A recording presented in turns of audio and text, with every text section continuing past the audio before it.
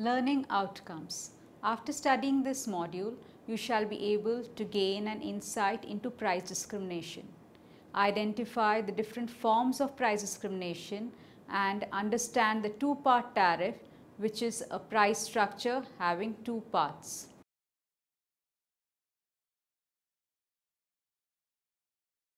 Introduction. A business can use a variety of pricing methods when selling a product or service. One of the pricing rules commonly used in the monopoly market is price discrimination. Price discrimination is a pricing strategy where identical or largely similar goods or services are transacted at different prices by the sellers in different markets. It exists when a firm has market power and can prevent or limit arbitrage, and when consumers differ in their demands for a given good or service.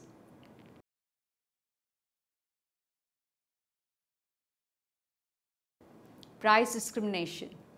As discussed in the earlier module, a monopoly operates at an inefficient level of output since it restricts output to a point where people are willing to pay more for extra output than it costs to produce it.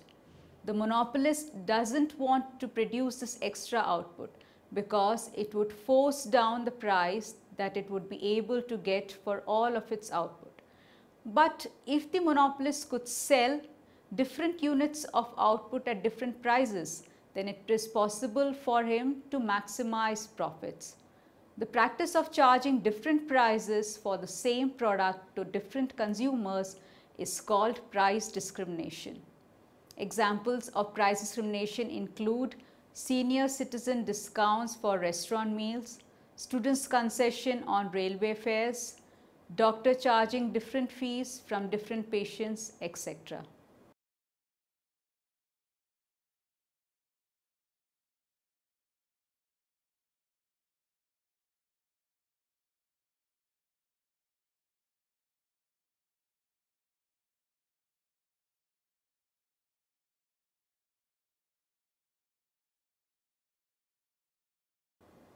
Conditions necessary for price discrimination.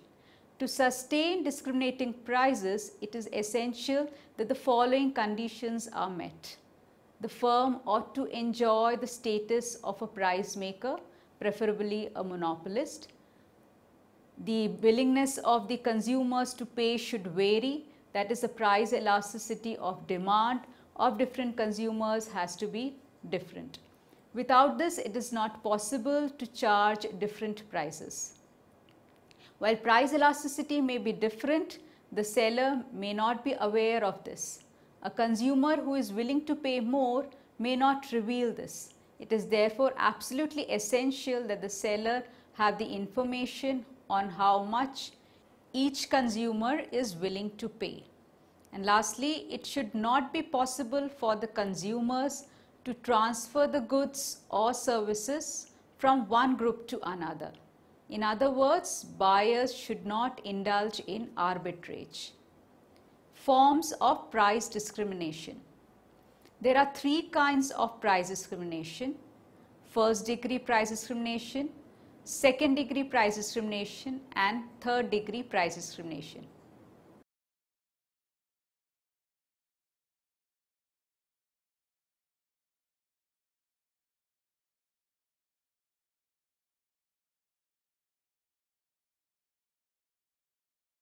First degree price discrimination. Under first degree price discrimination, the monopolist sells different units of output for different prices, and these prices may differ from person to person. This is sometimes known as the case of perfect price discrimination. Each unit of the good is sold to the individual who values it most highly at the maximum price that this individual is willing to pay for it. Consider figure 3.1, which illustrates two consumers' demand curves for a good with constant marginal cost. Think of a reservation price model for demand where the individuals choose integer amounts of the goods, and each step in the demand curve represents a change in the willingness to pay for additional units of good. A producer who is able to perfectly price discriminate will sell each unit of the good at the highest price it will command, that is, at each consumer's reservation price. Since each unit is sold to each consumer at his reservation price, there is no consumer surplus generated in this market.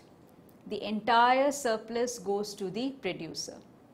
In figure 3.1, the blue colored areas indicate the producer surplus accruing to the monopolist. In an ordinary competitive market, however, setting these areas would represent consumer surplus, but in the case of perfect price discrimination, monopolist is able to appropriate the surplus for itself. Since the producer gets the entire surplus in the market, it wants to make sure that the surplus is as large as possible.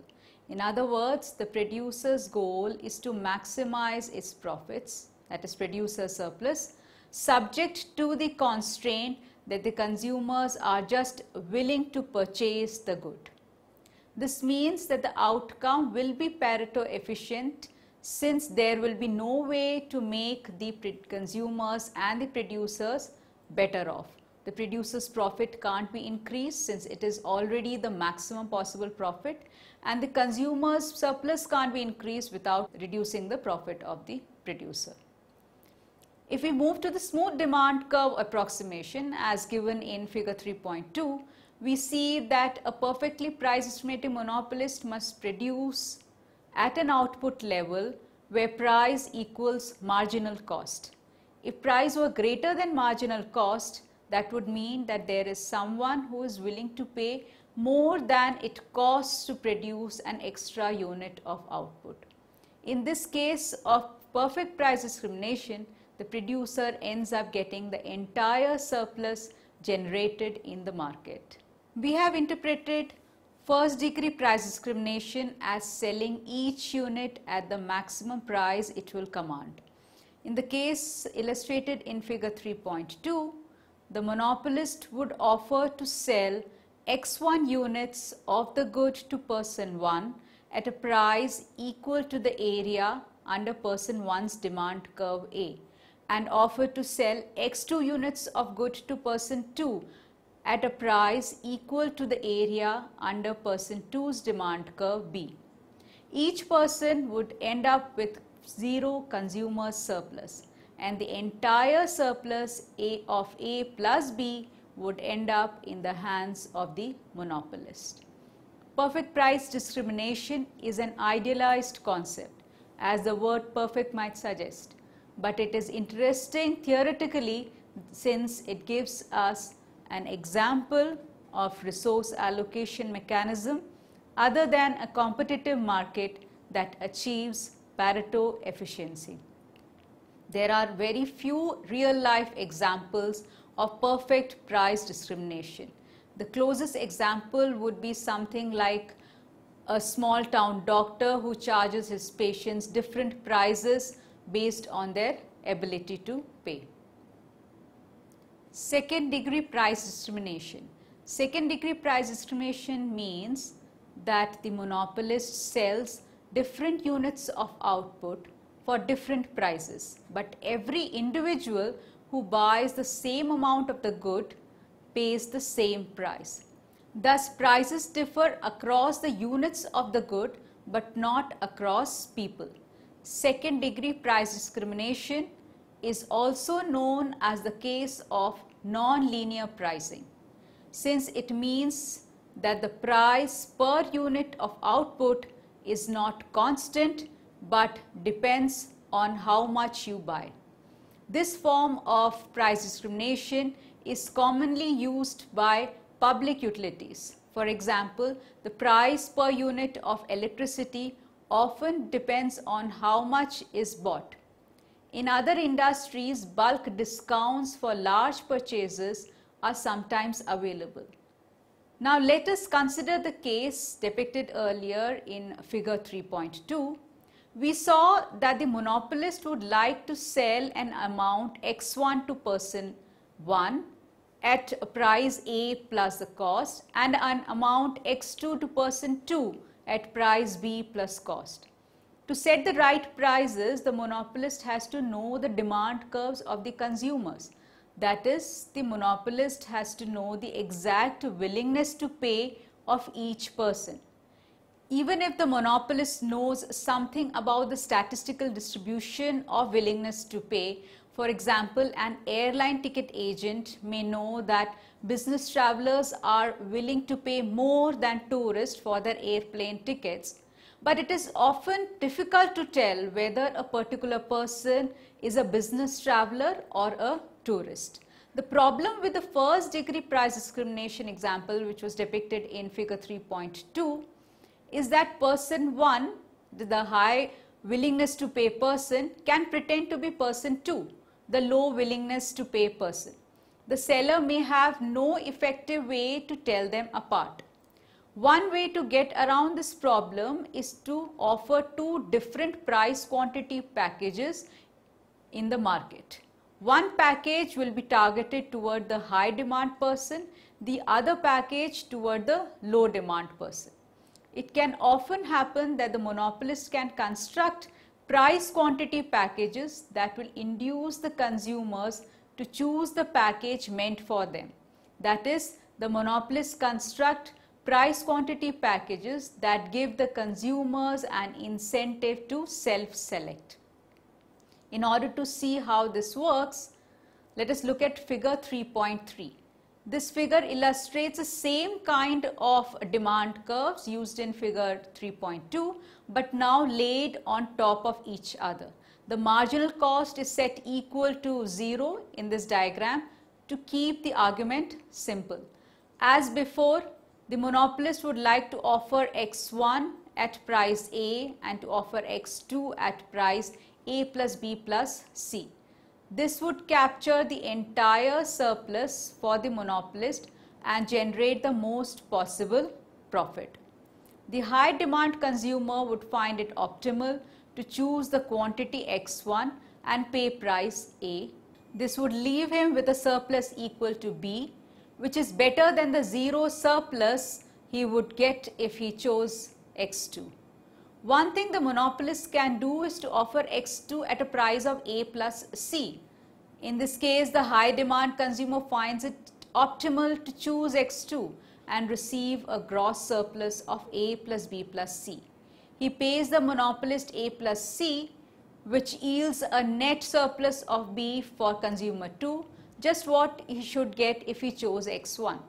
This generally yields more profit to the monopolist than it would get by offering only one price quantity combination. There is yet a further thing the monopolist can do to increase profits. Suppose that instead of offering x1 at price A to the low demand consumer, the monopolist offers a bit less than that at a price slightly less than A.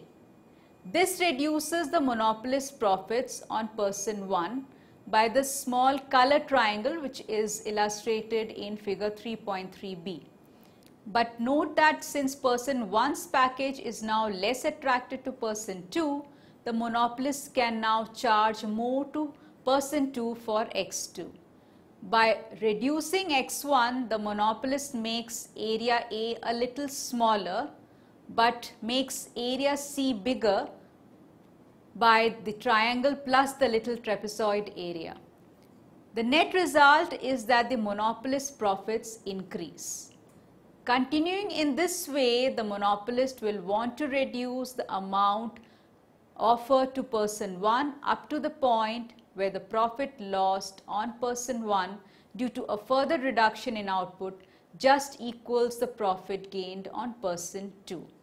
At this point, as illustrated in figure 3.3c, the marginal benefits and cost of quantity reduction just balance. Person 1 chooses xm1 and is charged A. Person 2 chooses x2 and is charged A plus C plus D. And person 1 ends up with a zero surplus and person 2 ends up with a surplus of B. Just what he would get if he chose to consume XM1. In practice, the monopolist often encourages this self-selection, not by adjusting the quantity of the good, as in this example, but rather by adjusting the quality of the good. The quantities in the model just examined can be reinterpreted as qualities, and everything works as before. In general, the monopolist will want to reduce the quality offered to the low end of its market so as to cannibalize sales at the high end. Without the high end consumers, the low end consumers would be offered higher quality, but they would still end up with zero surplus. Without the low end consumers, the high end consumers would have zero surplus, so it is beneficial to the high end consumers to have the low end consumers present. This is because the monopolist has to cut the price to the high-end consumers to discourage them from choosing the product targeted to the low-end consumers. Third-degree price discrimination. Third-degree price discrimination occurs when monopolist sells output to different people for different prices, but every unit of the output sold to a given person sells for the same price. This is the most common form of price discrimination, and examples include senior citizens discounts, students discounts, etc. Suppose that the monopolist is able to identify two groups of people and can sell an item to each group at a different price. Assume that the consumers in each market are not able to resell the good. Let P1Y1 and P2Y2 denote the inverse demand curves of groups 1 and 2 respectively, and let Y1 plus Y2 be the cost of producing output. Then the profit maximizing problem facing the monopolist is maximize Y1 Y2, which is P1 Y1 into Y1 plus P2 Y2 into Y2 minus CY1 plus Y2. The optimal solution must have the marginal revenue equal to the marginal cost for each group. That is, MR1Y1 should be equal to MCY1 plus Y2. This MR2Y2 equal to MCY1 plus Y2. That is, the marginal cost of producing an extra unit of output must be equal to the marginal revenue in each market. If the marginal revenue in market 1 exceeded marginal cost, it would pay to expand output in market 1, and similarly for market 2. Now, since marginal cost is same in each market, this means of course that the marginal revenue in each market should also be the same. Thus, a good should bring the same increase in revenue whether it is sold in market 1 or market 2. Now, using the standard elasticity formula for marginal revenue, the profit maximization conditions can be written as P1Y1 1 minus 1 by epsilon 1 Y1, which is equal to MC Y1 plus Y2, and P2Y2 into 1 minus 1 by epsilon 2 Y2 should be equal to MC Y1 plus Y2, where epsilon 1 Y1 and epsilon 2 Y2 represents the elasticities of demand in the respective markets, which are evaluated at the profit maximizing choices of output. If P1 is greater than P2, then 1 minus 1 epsilon 1 Y1 is less than 1 minus 1 by epsilon 2 Y2, which in turn implies that 1 by epsilon 1 Y1 is greater than 1 by epsilon 2 Y2. This means that epsilon 2 Y2 should be greater than epsilon 1 Y1.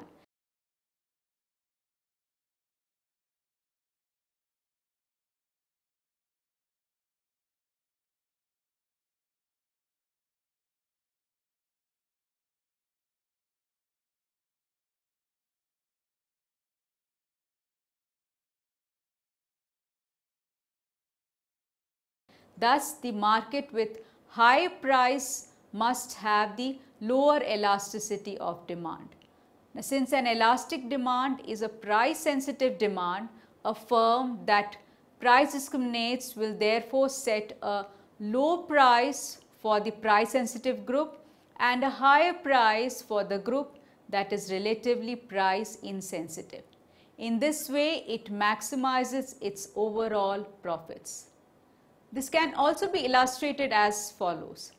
Consider a situation where the firm faces two markets with linear demand curves given by x1 equal to A minus BP1 and x2 equal to C minus DP2.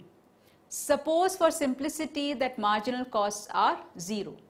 Now, if the firm is allowed to price discriminate, it will produce where the marginal revenue is equal to the marginal cost, that is equal to 0 in each market, at a price and output combination that is halfway down each demand curve with outputs x1 star equal to A by 2 and x2 star equal to C by 2 and prices P1 star equal to A by 2B and P2 star equal to C by 2D.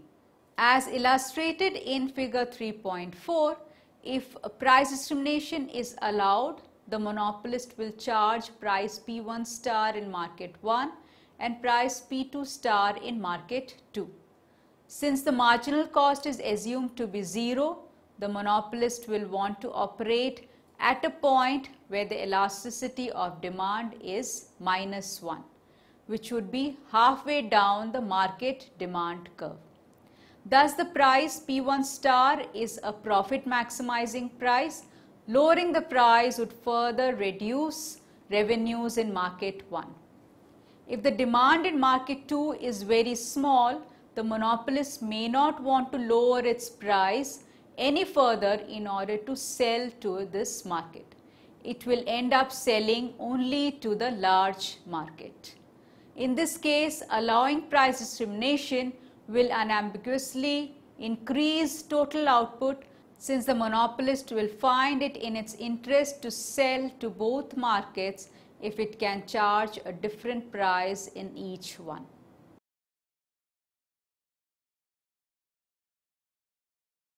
Two-part tariff.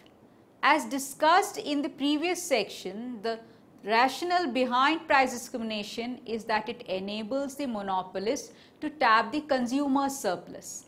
The monopolist tries to achieve this through first, second and third degree price discrimination. One method of operationalizing the first and second degree price discrimination is by charging a two-part tariff. Under two-part tariff, the seller charges a price split into two parts, a lump sum charge and a user fee, which varies with the usage. Applications of such a pricing technique include the following. Like Polaroid sells its camera for one price and its film for another. People who are deciding whether or not to purchase the camera presumably consider the price of the film. Another example can be in the case where the company that makes razor blades sells a razor for one price and the blades for another. Again, the price they set for the blades influence the demand for razors and vice versa. The owners of amusement parks can set two prices, one for entry ticket and other for rides.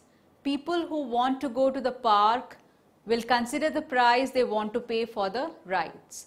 This kind of two-part pricing scheme is known as two-part tariff. Consider the pricing problem facing the owners of an amusement park. They can set one price for tickets to get into the park and another price for the rides. The problem is how they should set these prices if they want to maximize profits. It should be noted that the demand for access and the demand for rides are interrelated. The prices that people are willing to pay to get into the park will depend on the price that they have to pay for the rides. So let us make some simplifying assumptions. First, assume that there is only one kind of ride in the amusement park. Secondly, assume that people only desire to go to this park for the rides. Finally, assume that everyone has the same taste for rides. Now figure 4.1 depicts the demand curve and the constant marginal cost curve for rides. As usual, the demand curve slopes down. If the park sets a high price for each ride, fewer rides will be taken. Now suppose that they set a price of P star that leads to a demand for X star rides. Given that the rides cost P star, how much they will be able to charge for admission to the park? The total willingness to pay for X star rides is measured by the consumer's surplus. Hence, the most that the owners of the park can charge for admission is the area labeled consumer surplus in figure 4.1. The total profits to the monopolist is this area plus the profits on the rides, that is P star minus MC into X star. Since the monopolist gets to charge people their consumer surplus, setting price equal to marginal cost and the entry fee equal to the resulting consumer surplus is the profit maximizing policy. This is the rationale behind pricing of amusement parks. There is one price for admission, but then the attractions inside are free. It appears that the marginal cost of the rides is less than the transaction cost of collecting a separate payment for them.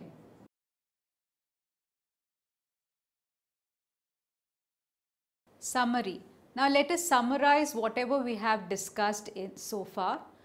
A. Price discrimination is a pricing rule under which different prices are charged in different markets, where the difference in price is greater than the difference in costs. B. To sustain discriminating prices, it is necessary that the price elasticity in the different markets is different. The seller has some monopoly power and the markets are insulated from each other. C. Perfect price discrimination involves charging each customer a different take it or leave it price. This will result in an efficient level of output. D. If a firm can charge different prices into different markets, it will tend to charge the lower price in the market with the more elastic demand. E. If a firm can set a two-part tariff and consumers are identical, then it will generally want to set price equal to marginal cost and make all of its profit from the entry fee.